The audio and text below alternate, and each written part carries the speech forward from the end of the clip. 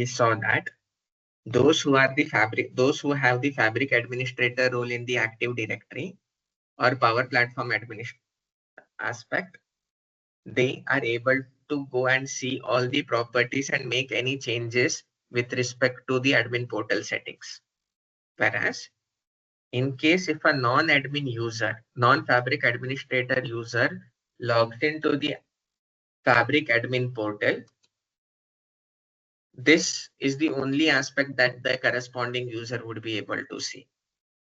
So this is the difference with respect to a Fabric administrator role user and a non-Fabric administrator role user. So any queries? This was one of your case study. Now, in the Fabric administrator aspect, we covered the properties of tenant settings. Now, why do we have tenant settings? So Microsoft Fabric is an ever-evolving tool. Daily or on a weekly basis or a monthly basis, we are seeing multiple new features and functionalities being released across by Microsoft. But as an administrator, I have to first test out that feature and functionality before enabling it to the entire tenant or an organization, because in case if there are any issues per se or some data security vulnerabilities that as an organization I should not have, correct? Then I need to have that control or the flexibility. So that is the role of the Fabric administrator, wherein he or she can enable that role for the specific set of users via the security group, and only the security group, not the M365 security groups would be used. And those users can test out that features and functionalities, post which I can enable it to the entire organization. By default, whenever any new property is being released, feature is being released by Microsoft, it comes in a disabled state. That is with respect to the tenant settings. Now, there are a couple of tenant settings that I have told you all to enable as a part of your case study. One is that the service principals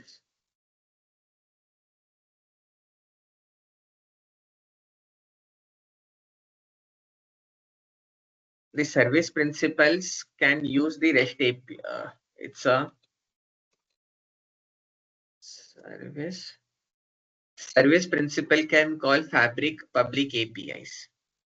When you enable this property, post that you would get the feature or functionality to add service principals or apps within the workspace as one of the permissions, that is viewer, member, contributor, or as an owner. Then the another property that I told to enable is the Git integration. Post Git integration enablement, only you all would be able to access, or you all would be able to integrate your workspace with the Azure DevOps or the GitHub repository. And then one of the major properties, users can create Fabric items. If this property is disabled, then I won't be able to create any new items corresponding to Microsoft Fabric. I would be able to continue with our normal Power BI aspect, reporting aspect, but not the Fabric items that you would see in the subsequent sessions. Then we saw something called as domains. Now, domains are categorizations of the data and the corresponding aspect, data governance aspect that you can assign to a workspace. Now, one workspace can be associated with only one domain, but one domain can be associated to multiple workspaces. Meaning, if I create a workspace X, that workspace X can map to only one domain, let's say finance. But finance domain can be associated with workspace X, workspace Y, workspace Z. Now I can grant co-admins to the some of the domains so that the co-admins can have the capability to add certain workspaces to this domain or remove certain workspaces from this domain, depending on their cases. There are certain properties with respect to whether the default domain should be get assigned to the corresponding set of users who have been added here, and the corresponding contributors. meaning whether this domain should be visible to the entire organization or should be enabled for only specific set of users only or to only the admins itself. So this is with respect to the domains. Now let's cover some of the other features within the admin portal. Let's go from some of the simple aspects to some of the complicated aspects. Similar in the Azure portal, in case if you want to raise some ticket with Microsoft, then there is a help plus support functionality. Similarly, in case if you want to raise some ticket with Microsoft on Microsoft Fabric or Power BI, then there is a help and support functionality wherein you can raise the corresponding ticket with Microsoft for the same. So if you see, I had raised a request with respect to the ticket that why is Microsoft Fabric trial not getting created. So here you can check all the details with respect to which account I had used, what is the issue subscription, and what was the communication history. So in the communication history, I can see that these were the different aspects that Microsoft folks had stated. So this is how you can raise different requests or tickets with Microsoft for any issues that you all have on Microsoft Fabric or Power BI. Then comes Fabric identities. What do we mean by Fabric identities? If you'll remember, in the workspace setting, there was a property to enable workspace identity. So the workspaces which have their identity enabled, those lists would be visible to me here under Fabric identities. And for that, this is their corresponding ID, and this is the corresponding workspace ID. Now,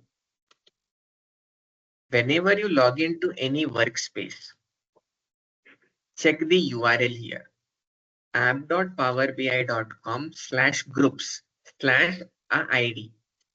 So this is the unique ID that is associated with this workspace. So whenever you create any workspace, a unique ID gets created for a unique ID gets created within the tenant corresponding to that workspace. In case if I delete this workspace and recreate a workspace with the same name, a new ID would get associated with this workspace.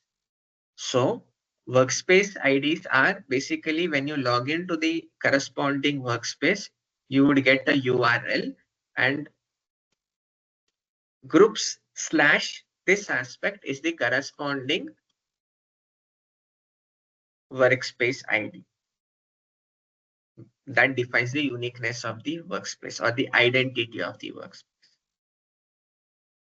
Now, in case if I go back to the admin portal, the Fabric identities provides me the list of the workspaces for which the identity property has been enabled. So as of now, in the set of these many workspaces, only 2 workspaces have their identity enabled.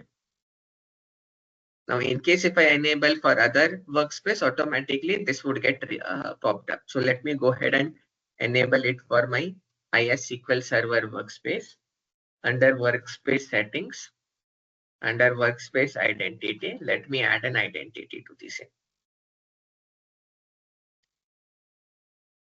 So it takes around a couple of minutes. So now the identity is enabled. Now in case if I go back to the admin portal, I'll see that a new workspace got added called IS SQL Server with its identity enabled.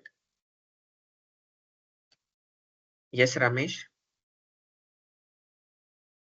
What is the use of it identity? As I stated earlier, that this we would take a look into the subsequent sessions. Identity is like system assigned managed identity. It's the most secure form of authentication that one can use. There are different ways of authentication. One is via the service client ID, client secret, the service principal. In that, I do have to provide a secret, correct? A credential. Providing credential is not a much more secure way, because in case, imagine if I leave the organization, I can still have that credential with me, correct? So in that case, I have to delete that previous secret and recreate the new secret, so that the previous admin who's leaving the organization won't have that secret associated with him. In case of identity, managed identity, the workspace would automatically authenticate with the Active Directory and authorize with the destination automatically. So Microsoft offerings would be communicating amongst one another securely without the use of any credentials. Okay, using this identity. Correct. See, first, I have to create an identity for something for it to communicate. If you remember, what is authentication and authorization? Authentication is I showing a passport. Authorization is I having a valid plane ticket for me to enter into the airport. Yeah. So the passport acts as my identity, correct? As of now, this workspace does not have any identity in the Active Directory level. The workspace ID that gets created is not linked to the Active Directory. It's linked to the Microsoft Fabric ecosystem only. It's not linked to the Active Directory. So now I need to create some identity for this user at the Active Directory level, correct? For it to authenticate with other offerings within the Active Directory. So for that, I have to enable that property. Once I Okay. enable that property, this application gets registered in the enterprise applications in the Azure Active Directory. Can we see at the Azure Azure side? Yes. So under enterprise applications,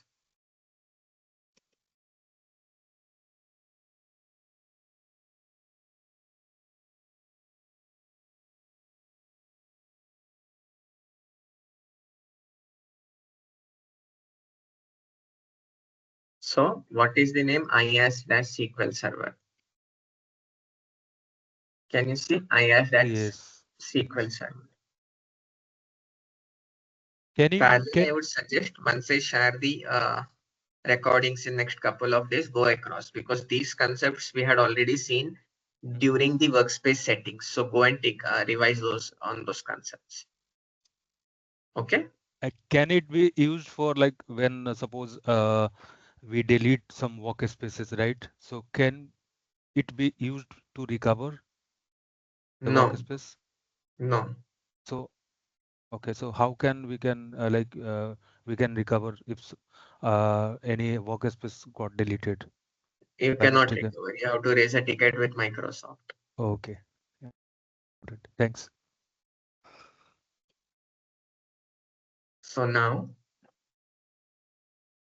Fabric identities property basically shows me the list of workspaces that have the identity property enabled. So now we saw the two aspects, help and support and Fabric identities. Now the workspace section provides me with the list of all the workspaces that are present within the corresponding tenant. So now I have this many set of workspaces which you all can validate here as well. Correct. So all the workspaces that are associated with the corresponding tenant would be visible here to us. Now, those depending on the type, meaning are this workspace of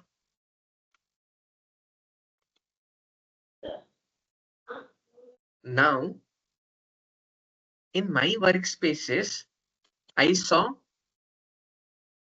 in my workspace, in my account, I only have this many workspaces.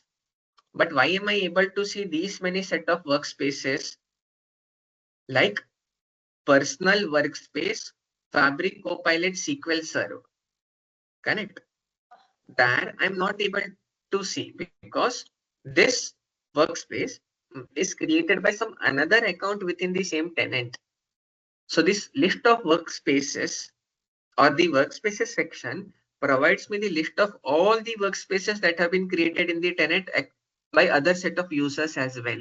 It's not specific to the workspaces that I have created, and same is the concept with Fabric identities as well. It's the list of all the workspaces within the corresponding tenant that has their identity enabled, and this is the list of all the workspaces in the tenant. And now it shows me the state that these were the workspaces that I have deleted. And this workspace will be permanently deleted in 4 days.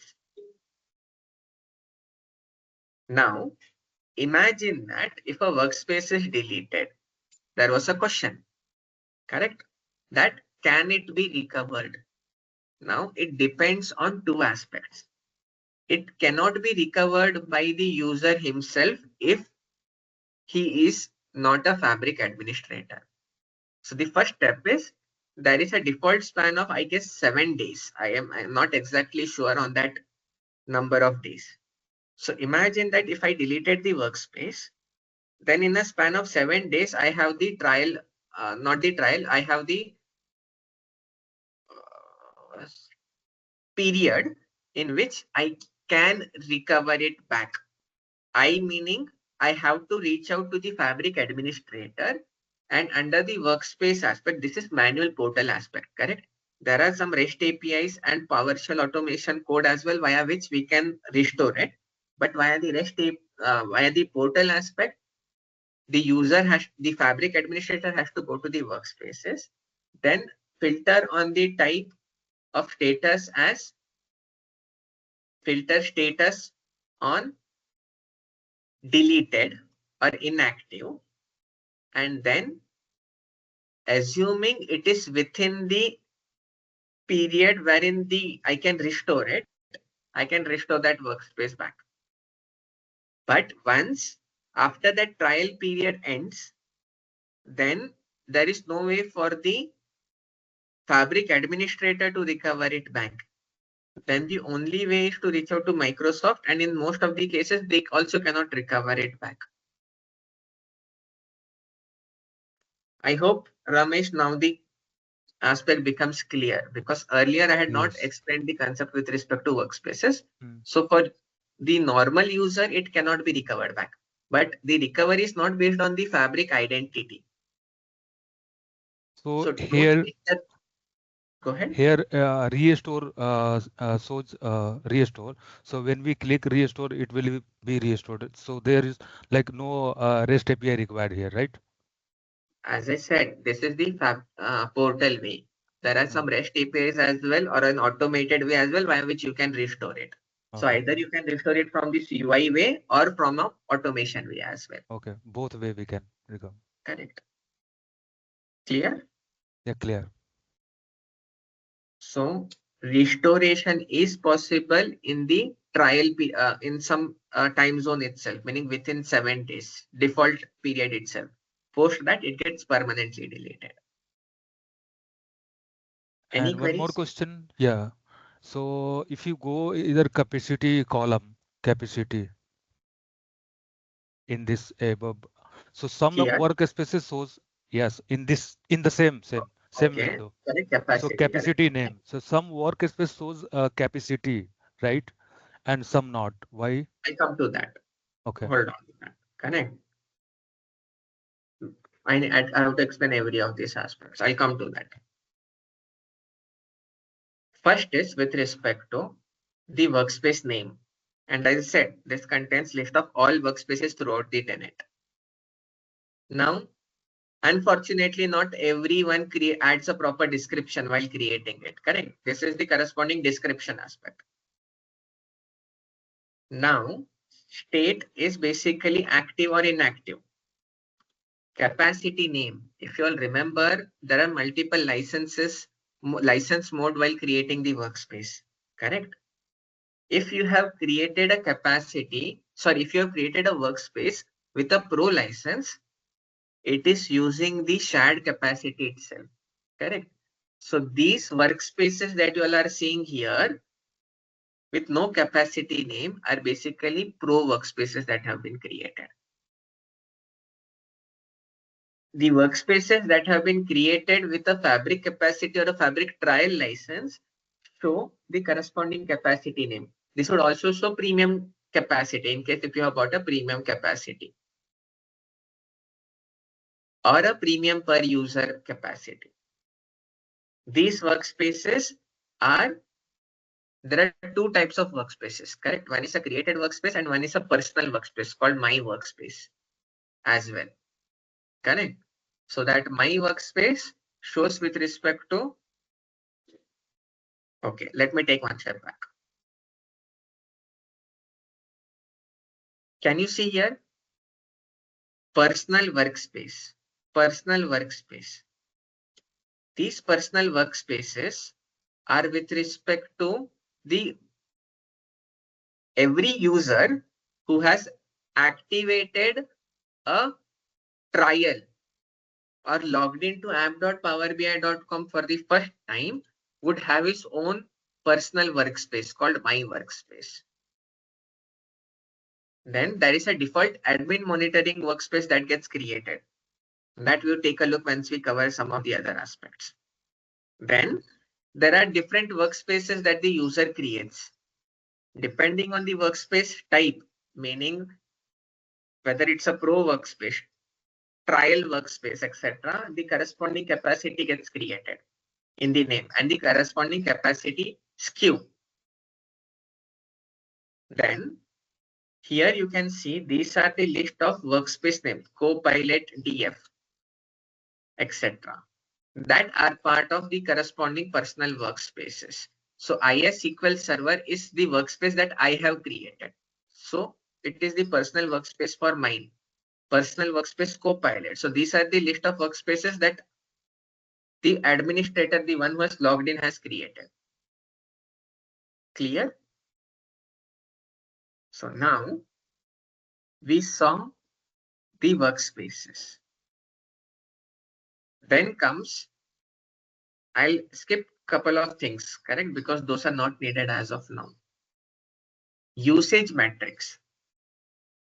Now this usage matrix has been deprecated and has been moved to the admin monitoring workspace. The default workspace that I said has been created. So in case if I go to the admin monitoring workspace, here I'll be able to see a report across my entire tenant.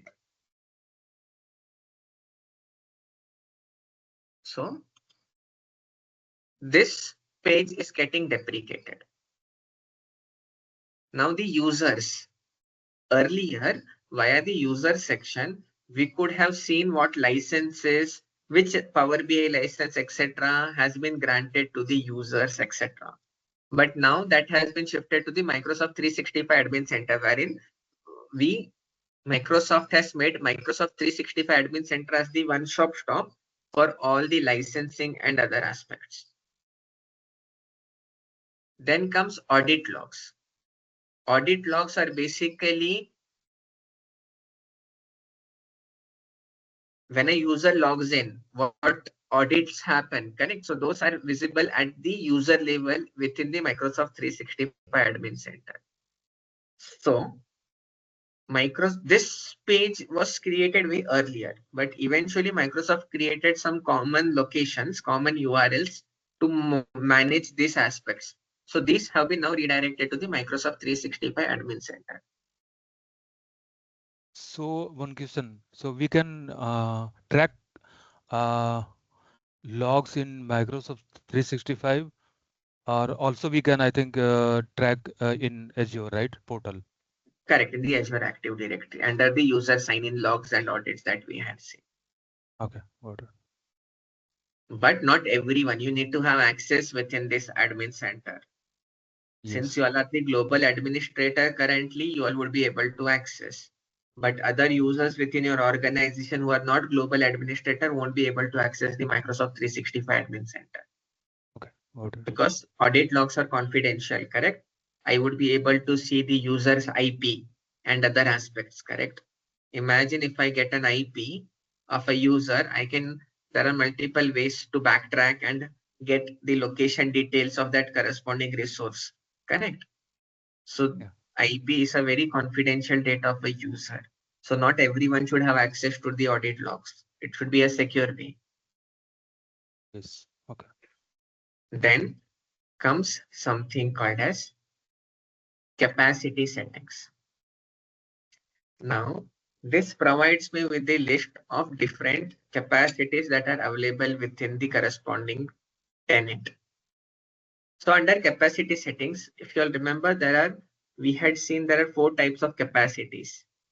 One is Power BI premium capacity. Another is embedded in the license mode that we had seen while creating a workspace. Then there is fabric trial, and then there are fabric capacities that one can create. Now, premium capacities were called PSKUs. Fabric capacities are called FSKUs. Now, okay, the terminology that I was thinking was called grace period. Meaning once you delete a workspace, there is a grace period of 7 days, I guess, correct? I need to check the exact aspect. There's a grace period of 7 days, and post that I can recover it back. Post that I cannot recover it back. Similarly, the concept of Power BI Premium, PSKUs are getting deprecated, and Microsoft is enforcing everyone to move away from PSKUs to corresponding FSKU, meaning the fabric capacities. And they have provided a grace period till July or August is my guess as of now. Post that, there would be fabric capacities available and not Power BI premium capacities. Then there is something called as Power BI embedded. That's for embedding your Power BI reports on some third-party applications, etc. This is more on the Power BI side and not on the Fabric side, so we can ignore for now. Let's focus on the trial capacity. So basically, I had created 2 users. One is Nandan Hegde, which is this current user, and this is the another user, both of whom have the Fabric trial enabled. Because of that, I am able to see there are 2 active trial capacities as of now. And both the trial capacities have been created in the Southeast Asia. And if you all remember, I had said the trial capacity is basically equivalent to F64, except for some of the features and functionalities like Copilot. But other than that, a trial capacity contains an F64 is equivalent to the F64 fabric dedicated capacity that you will create. And these are active. This shows me that this trial capacity would get deprecated in 11 days. It's this trial capacity. In case if I log in via this account, fabric trial POC delete, then I'll be able to see this trial is left for 29 days. These are the 2 trial capacities active as of today in my corresponding tenant. Then comes fabric capacity. As you can see here, correct? Now imagine that the workspaces that I have associated with the trial capacity, what would happen to that in case if this trial capacity gets deleted? I get a grace period of 7 days, wherein within 7 days, I have to update the workspace from the trial capacity to one of the dedicated capacity in the same region. Once a workspace is associated with, let's say, a region X, it cannot be updated to another region. So, since my trial capacity was created in Southeast Asia, I have to create a fabric capacity or a premium capacity in Southeast Asia and associate that workspace to Southeast Asia. Else that workspace would get permanently deleted.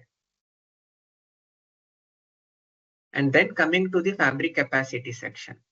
So this provides me with the list of the fabric capacities or the fabric capacities that are present in this tenant and its corresponding state. There are these many fabric capacities that are available in the tenant, and these are in POS state, and these are the different regions and capacity units associated with that corresponding capacities. Now, I can check, correct, who all are the admins, capacity administrators, and the corresponding ID. So team, any queries on this capacity settings? Yes, Ramesh. Yeah, Nandan, I have seen SKU like SKU FT1. So what is it? That's the recent naming convention that Microsoft has provided for trial capacities, F trial 1. Okay. Earlier, it used to be visible as F64 itself for even trial. Any queries? Nandan, so do we know exactly for which fabric items we cannot move from one region to the other, or is it like It's a workspace. Okay, let's take an example, correct? Let me check. DataShark's Copilot is in North Europe, correct? yeah? Give me 1 minute. Let me enable that. DataShark's Copilot. Let me resume that property. Let's take a look. This I was supposed to explain in subsequent sessions, but Okay. so now let me resume this. Now let me duplicate this fabric tab.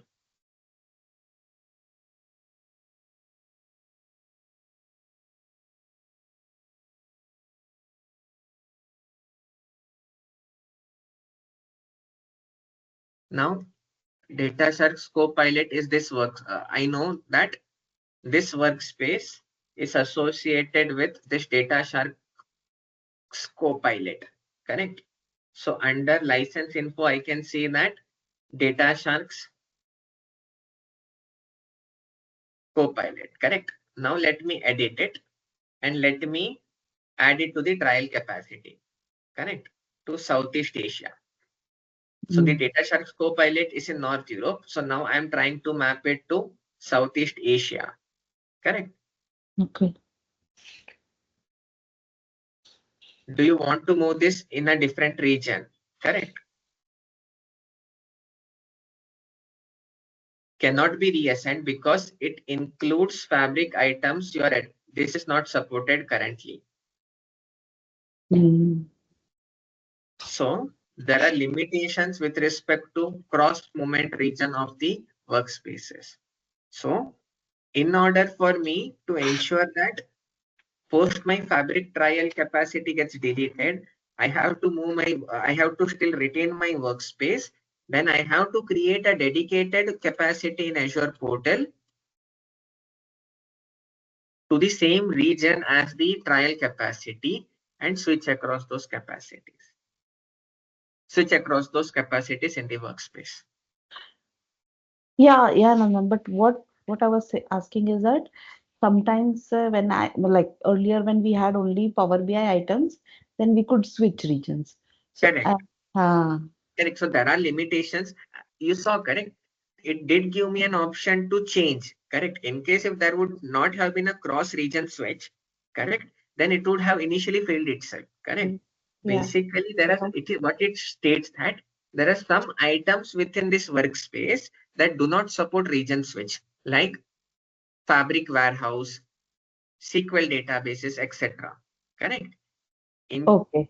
So as and when we would cover each and every item step by step, correct? At that time, we would discuss what all properties can be switched across. Since I've yet not started on individual items within the workspace, I'm not covering those bifurcations. But you are correct, Anamika, that it is possible to switch across region depending on the item that is present. Okay. Clear? Okay. But since we are covering Microsoft Fabric and most of the Microsoft Fabric items like Lakehouse, etc., the basic items even cannot be shifted. Hence, for us as a Microsoft Fabric Yeah. team, It's workspace not changes possible. across regions won't be possible as of today. I'm not Got sure whether Microsoft is planning to enable that property, but as of today, it is not possible. Okay. Okay. Clear? Yeah. But we'll take a look as and when we go across each and every components. Okay. Because there are some other properties as well at component levels like security, takeover, etc. So each and every component, I have to explain those aspects to you. Clear? One more, yes, thank you. One more question on the embedded. So Power BI embedded has got something to do with Fabric side creation of. It's basically Power BI embedding. I want to embed my Power BI report or a dashboard on some web applications, URLs. Correct? So for Okay. that, you need a licensing in layman terminology. So it is more on the Power BI side. So is this something that we need if we are embedding reports in SharePoint? And on not this, I don't remember whether it's needed for SharePoint because SharePoint is an internal application, correct? Whereas for external APIs like URLs, let's say that as an organization, I would have my own website created, correct? Eventually, as a startup, I want to create my own website, personal website. So on that personal website, I want to display some statistics, correct? One way is I can create a Power BI report, a much more secure way, a much more better way, and embed that report onto the corresponding workspace on that corresponding website, correct? Embed meaning host that report on the corresponding website. Now, in that case, the users, okay, let me take one step back. Okay. In order to access a Power BI report within the organization, since now we are coming, I have to explain the licensing concept a little detail since there are multiple queries that I'm getting with respect to that. Okay. In a Power BI Pro license, imagine that someone is logged into the app.powerbi.com. He or she would only be able to see the My Workspace. Now, in order for a user to create a new workspace, he or she needs a Power BI Pro license at least. That's the minimum license that one needs. Now, the workspaces that get created with the Power BI Pro license are leveraging a shared capacity across the entire tenant. Hence, for that capacity under the workspaces, it was blank. Now, the reports that are created within that workspace, in order for other users to access that report, all the other users must have at least a Power BI Pro license. So the reports that are created in the Pro workspace, in order for them to be accessed by other users, all the other users must have at least a Power BI Pro license. Now, the reports that have been created within the Fabric capacity or the premium capacity, other users within the organization can access that report without the need of having a license for them. But this we are talking about the users within the organization.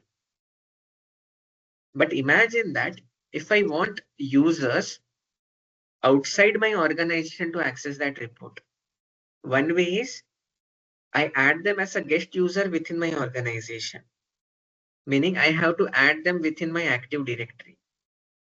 But imagine that my website would be accessed by everyone, correct? If they try to access it for the first time, they have to accept invitation, etc. Do you think folks who are trying to just scroll across different information would first accept invitations, etc.? No, correct? So I cannot add them as a guest. So they won't be, so they'll move away from my, they won't even bother to look in my website, correct? Because if you're asking someone to get invited into my organization, it's like their data would become available in my tenant, correct? And in today's data privacy world, no one would want that. It's similar to like cookies.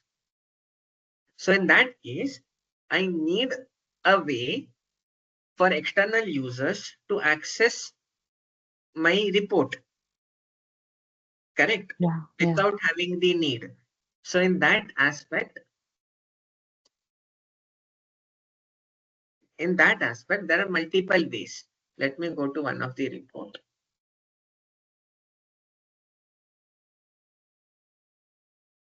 You can embed that report. For that, you need the embedding license, which takes care of that. Or you can, let me remember, embed that report to SharePoint Online. Now, these are internal, correct? So for that, you need not need the Power BI embedding aspect.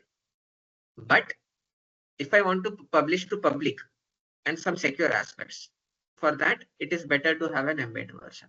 I'll get on detailed comparison with respect to different type of licensing in tomorrow's aspect, correct? Because this is becoming theoretical. Let me have a flowchart created between different licensing. Got it. Okay. But in layman terminology, if I have to state, rather than any user logging to app.powerbi.com and having, I can publish it to the web and everyone can access that report without the need of authentication. Without the need of authentication and authorization. They can directly access the corresponding reports. Okay. So any queries? Can you repeat the last line and then who can access without authentication? So in case if I publish this to the web, it is public, correct? This report can be accessed by anyone, outside folks as well. But outside Nandan, we can go ahead. When we publish on a public website, okay? Correct. Public web, is it about public website or like internal organization portal? No, basically, it gets published into app.powerbi.com itself URL, but that URL is accessible by anyone outside the organization. Anyone can access it. Yeah, Right? on public, anyone can access. But we Correct. can also implement row-level security using iframe, right? I think, right? So these are advanced discussion that I'll take later. Correct. Okay. I don't want to confuse folks who are new to the world of Power BI with this advanced aspect. So okay. I'll hold on to this discussion as and when we cover to the end sections of Power BI. Okay. Yeah. Thank you. For licensing aspect, this much knowledge is sufficient. The advanced aspect of embedding, etc., we can cover later. Let's not confuse the other folks today. Okay.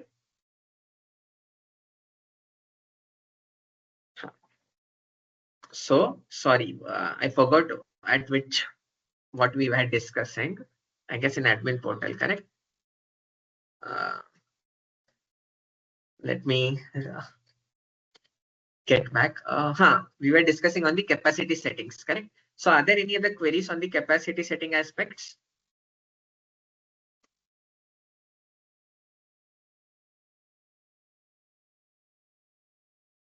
I'll take it as a no, correct? If no, then I'll come to the final aspect of the admin portal settings. There are some other properties as well. Those are some of the advanced properties that we would cover eventually, not today, like Azure connections and some of the other aspects like organization visuals, because these are some of the advanced concepts once we take a look with respect to Fabric and Power BI. And then, sorry, I joined late. I'm not. You might have covered this. Does premium per user give the Fabric administrator the insight, or can we see all users in the organization who have the PPU license? That can be covered from the licensing aspect under Microsoft 365 Administrator Center. There I can see that how many people in the organization have PPU license. Correct. Oh, okay. Okay. Or the other way can be go to workspaces, correct? Under workspaces, you would get premium per user capacity name, correct? Okay. And then for the corresponding user, correct? The corresponding workspace details, you can go and check the corresponding workspace details as to who are the owner, because in order for a user to access the report within the PPU, all the users must have a PPU license within that workspace, correct? So the user list within that workspace should have PPU licenses. Okay, got it. That's the reverse way to identify. Okay. Clear? Okay. But the best way would be to take the licensing aspect itself. Okay, but that would be possible by the Office 365 administrator, whereas the Fabric administrator can do it from here, right? Correct. Okay. Earlier, under user sections, it was possible for even the Fabric administrator. But now Microsoft has disabled that and made it to the M365 admin center only. So in case if you have access to the M365 admin center, you can still continue to identify that. Else, as a Fabric administrator, this is the reverse way only how you can identify. But there is a catch. Correct. I might have been associated with the Power BI PPU license, but never have I created any workspace with the PPU trial, nor I have been part of any workspace that is a part of PPU license trial capacity, PPU capacity. In that case, even if I have the PPU license, via this route, I won't be able to identify. Okay. Clear? So this is not a sure shot way. Okay. This is a sure shot way of identifying the users who are actually using that PPU aspect, but not a sure shot way of identifying who all have a PPU license. Clear? Yeah. And tomorrow I'll have a bifurcation across different licensing modes across the workspaces and discuss in depth with respect to those aspects. Because today it was mostly theoretical since that question popped in and I could not every time close that query without explaining some aspects. Tomorrow I'll have a proper representation on a PPT and explain you all on this. Any other queries?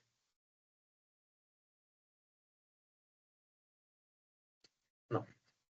Then let's move to the concept of tanks. Now, if you all remember, in Azure portal, under resource group and objects, there was an option called to create tanks. Now, tanks are for better governance and analytical purposes to identify or bifurcate or categorize your offerings in Azure portal. In Microsoft Fabric, to categorize the workspaces, we have the concept of domains. Domains are data categorization. But in case if I want to categorize my objects or the offerings that I'm creating, items that I'm creating within the workspace, for that you have something called as tanks. So now, in case this is a data flow Gen 2 item, correct? Okay, this is paused, hence I cannot make any changes. Let me go to some other workspace. Let's say Fabric trial. Now, imagine that under settings, as of now, it's about an endorsement. Endorsement is another major concept that we'll discuss eventually. Or the data pipeline.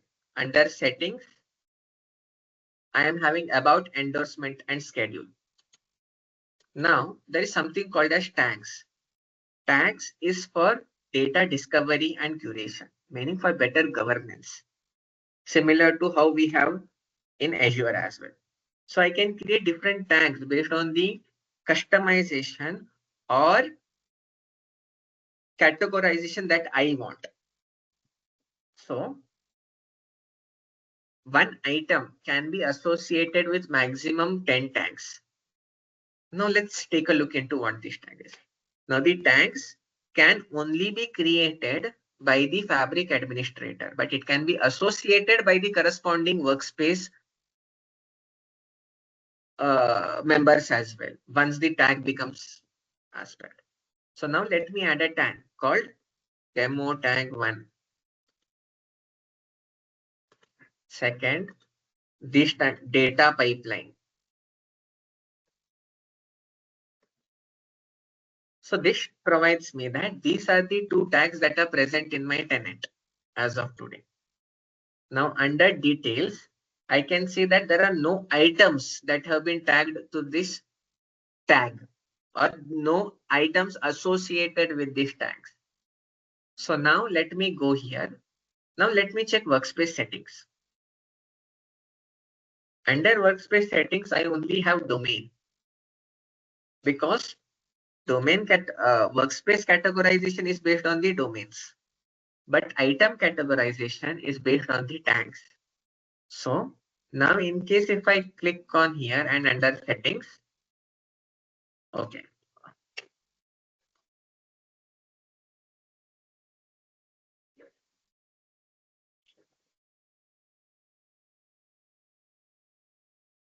Let me go to Fabric trial.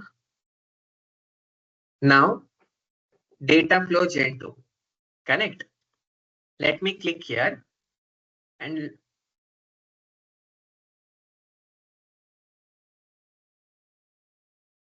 okay, give me 1 minute.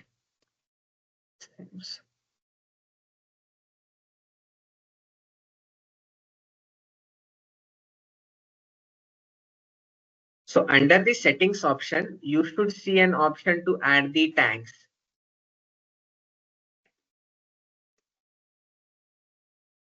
Can you see now? Since I added the tag recently, that option was not popping up. But because unless you have a tag, it does not. So it took some cache for the URL for the tags option to be visible. So now I have enabled the tags at an tenant level. Now I can associate this destination warehouse with multiple tags. Now the tags that can be associated with the corresponding object can be maximum 10. So now since I've associated these tags, now in case if I go and come into these tags and in the detail sections,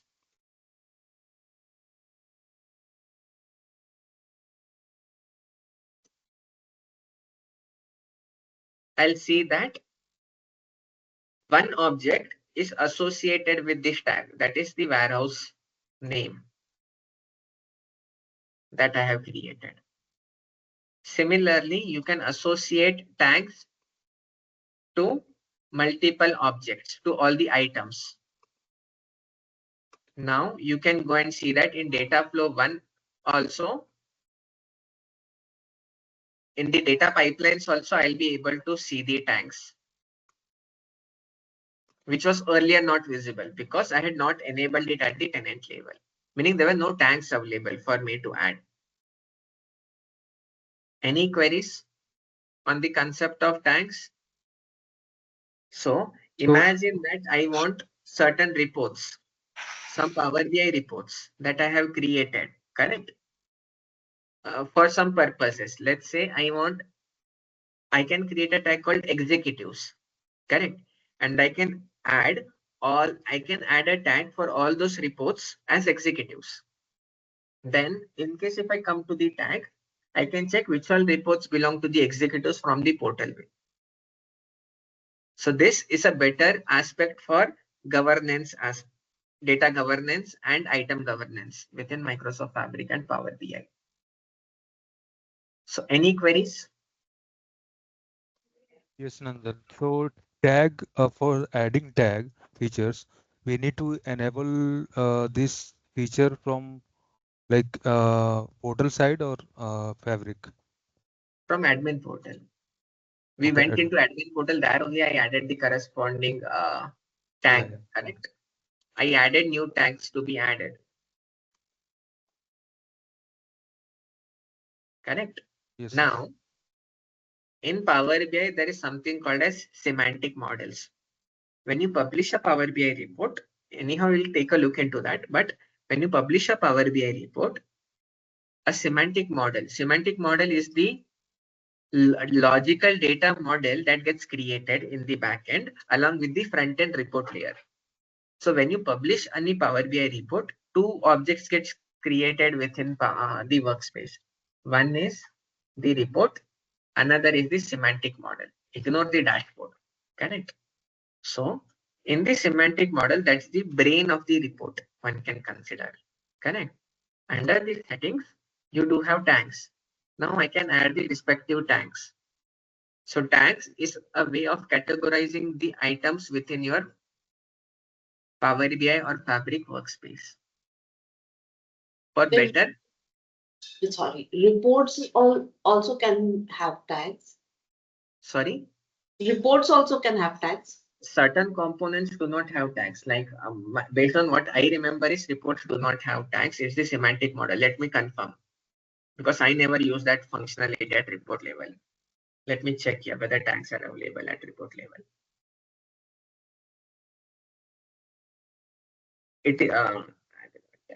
Okay, tags are available at report layer as well. Okay. So tags are available at report level. Another question. While tags can be used for many types of purposes, is that a way of identifying production environment versus lower? Can that be used as a way of identifying production versus lower environment? I would say it would be a bad way of identifying that. Reason is, see, your production environments. Okay, now it depends on organization to organization. Let me take that route. Correct? Okay. Now imagine there can be some organization who would have different workspaces corresponding to different environments. Meaning, let's say in my organization, I'll create. Why do we create environments and workspaces? For bifurcation of the security aspect, correct? Now your environments are dev, UAT and production. So some users might have access on the respective environments itself, correct? So the environment bifurcation is for your data as well as security governance purposes. Now imagine that if I am the only person in my organization, I can have a single workspace for all environments and I can have objects within that with underscore dev, underscore UAT, underscore prod. Right. In that case, what I can do is I can associate the corresponding items with the corresponding tags called development, UAT, and production, and that would help me out. But in larger organization, there are multiple users that have different sets of roles. But in workspace, you also, okay, there are only 4 permissions that can be provided: viewer, contributor, member, and admin. So in that case, imagine that if I provide contributor role for my developers and the production objects which the developer should not have, it is a security risk. So in that case, I'll have a separate workspace per environment and grant security access accordingly. In that case, it does not make sense for me to add at every object level the tag, correct? I can associate it at a workspace name itself, correct? The prod aspect. So tag does not have a significance there. Got it. So tag usage depends on what API as an organization you all are trying to use for better data management or aspect. So I can create a tag. As I said, I want the list of all objects that have been created for our CXOs. So I can tag the corresponding reports, that corresponding databases as CXO tag. Or I want to create a tag based on the projects. Imagine that I have a production workspace, correct? Within this production workspace, if you all remember, I have 3 projects, 3 separate training aspects that I'm taking. One is Azure Data Engineering, one is Microsoft Fabric, and another is Power BI. I have a common workspace. Under that, I'll create some objects to demo for my Fabric workspace, for my Fabric bootcamp. So I can tag those objects as Microsoft Fabric bootcamp. Whereas some objects that I might have created might be for Power BI bootcamp. I'll tag them as Power BI bootcamp. So that I, as an owner of this training institution, can identify how many items or demos I have kept for the corresponding boot camps. Understood? So tags are a way for an organization to identify manage their KPIs. Now the KPIs is key performance indicator might change from organization to organization. Hope that clears the concept of tags. Okay. So this concludes the Fabric admin portal as of today. There are some other settings as well that we will take a look once we deep dive into some of the other aspects. But for us to proceed with Microsoft Fabric, these are the sufficient settings that you all need to know as of today.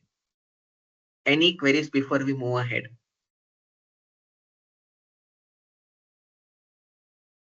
No. Then let's put our steps into the data world from today. So up till now, we covered all the basics across Microsoft portals and Microsoft licensing and user concepts. So today we'll officially put our first step into the data world. Now I said we would be putting our steps into the data world. But what do you mean by data? Can anyone state to me? What is data according to you all?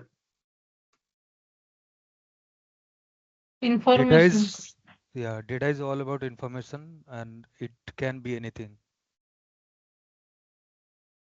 Okay, so I have an image, correct? So is that the only data that is available? Image can be data, but only image cannot be only the data. Data can be like different Its size, informations. yeah, size also data, the image size. Yeah, image size, all properties can be the data. Okay. So basically, can I state that data is basically a collection of facts, numbers, descriptions, objects that is stored in a specific way that can be used for analytics and reporting purposes? Now, why do we store the data? Why do we have the need of data? Just to increase our billing cost? No, correct? So that we can make use out of it for some purposes, correct? And you all called out image. So image is just one of the object, correct? But data can be in the form of numbers, symbols, description, theoretical text, objects like images, videos, etc. Agree? So data is basically a collection of these aspects that one can use for analytics and reporting purposes. Can I state that? Yes, Nandan. Yes. Now, data can be categorized in three major categories, formats: structured data, semi-structured data, or unstructured data. Now, unstructured data is your audio and video files, images, etc. Meaning, is there any defined structure for this? Every audio file might be different. Every video file is different. Every images are different. So there is no proper structure, or there is no structure at all to that. Correct? Do not consider pixels as the structured aspect. Correct? There is no proper alignment. Every image can vary. Hence, these are what we call as unstructured data. There is no proper structure to this. Then comes structured data. Meaning these have proper structure in the form of a table, like rows, proper rows and columns. The best example that I can think of in the structured data is Excel files or the CSV files. Whenever I open an Excel file, you would see that there are proper rows and columns associated with that file. Agree? Meaning it's structured. There is a proper structure defined to that data. That is what we call as structured data. Semi-structured data is the data, there is no fixed structure. Let me take one step back. When I say structured data, let's say that I have data in the form of rows and columns. Now, in structured data, all the rows would have fixed set of columns. That is what we call as a proper structured data. In case of semi-structured data, that might not be the case. Every data might have some different set of attributes, what we call as columns.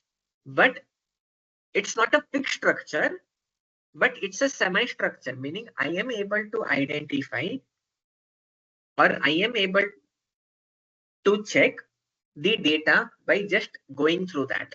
Like if you all can see, I can see that here the customer ID is 103248. The name is, the first name is A, but here it is also having an additional attribute. For this customer, I'm having an attribute called title, whereas that is not present here. So this is what we call as semi-structured data. Okay, Nandan, can we say like semi-structured data can be in the list form of list or arrays? I'm not sure. I'm just asking. It is data. List and arrays that you said are objects in the data world. Those are not data. Correct. Let's take an example. Correct. Files. Do you preserve a list? How can you preserve a list? You preserve that list in some date format. Correct. File. Yeah. Correct. So the file that is getting preserved is what we call as the semi-structured data, the file format. I'll come to that advanced aspect that you said. That are what we call as data types. Every data type is either a structured or a semi-structured. That we'll discuss later. Okay. Hold on to that question. Yeah. Okay. Okay. So now, in unstructured data, we saw that our audio, video files or images are unstructured data. Structured data is suggested Excel files and CSV files. Semi-structured data are the XML or the JSON files that you all have. These are the different file formats that are available as of today, and we will discuss some of the file formats in detail when we deep dive into the world of Fabric. Tomorrow we will be majorly focusing on the file called Parquet file. So now if you see, this is a JSON object, correct? Here, there is Nandan, no, go ahead. all the file format data comes under semi-structured, right? No, some files like Excel file or CSV file, these have proper structures, correct? Okay. These are Yes. structured files. Yes. Correct. XML, JSON are semi-structured file format. Correct. Images, videos, these are also file types only. Correct. Those are unstructured. Now here, this is an example of semi-structured data, wherein there is some structure defined, but it is not always a fixed structure. Meaning I can scan across. Correct. I can parse the data. Correct. I can understand that this is my company name. Within this company, these are the company. This is how you can contact the company. And these are the employees within that company. This is the employee name, ID, employee name, and this is his contact. Whereas there is no contact for this employee.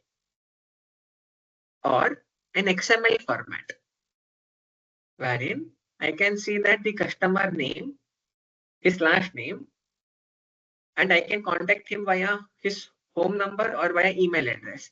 Whereas here I have only email. So here you can see, correct, here I had some additional structure, whereas here I didn't have that additional structure of type equal to home.